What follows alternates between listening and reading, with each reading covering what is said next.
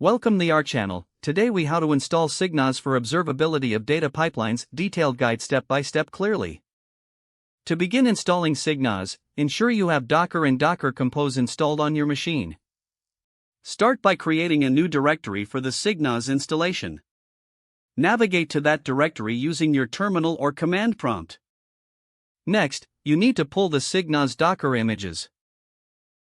Run the command docker pull SigNoz/SigNoz. Once the images are pulled, you need to start the SigNoz services. Run the command docker compose upd. This command will start SigNoz in detached mode. After the services have started, check if SigNoz is running correctly. You can do this by running docker compose ps. If everything is running smoothly, open your web browser. Navigate to http://localhost 3301 to access the SigNoz dashboard. On the dashboard, you will need to set up the initial configuration. Follow the prompts to complete the configuration process. Once configured, start ingesting data from your pipelines.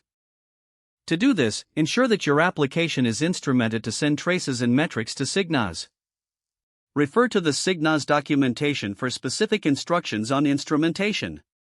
After setting up instrumentation, monitor your data pipelines via the SigNoz dashboard. You can view metrics, traces, and logs all in one place. This will allow you to gain insights and improve your observability. Make any necessary adjustments to your setup based on your observations. As you work with SigNoz, explore its features to maximize your observability capabilities. If the page does not load, refresh the browser or try again in a private or incognito window. Make sure you are using the correct email address, then retype it carefully to avoid small typos. If your password is not accepted, use the reset option and create a new strong password you can remember. Check your spam folder for verification or security emails, then complete any requested confirmation steps. Enable two-factor authentication if available to improve account security and reduce unauthorized access risk. After signing in, review your profile details so your contact information and settings are accurate and current. Don't forget to like this video and subscribe to our channel for more step-by-step tech guides.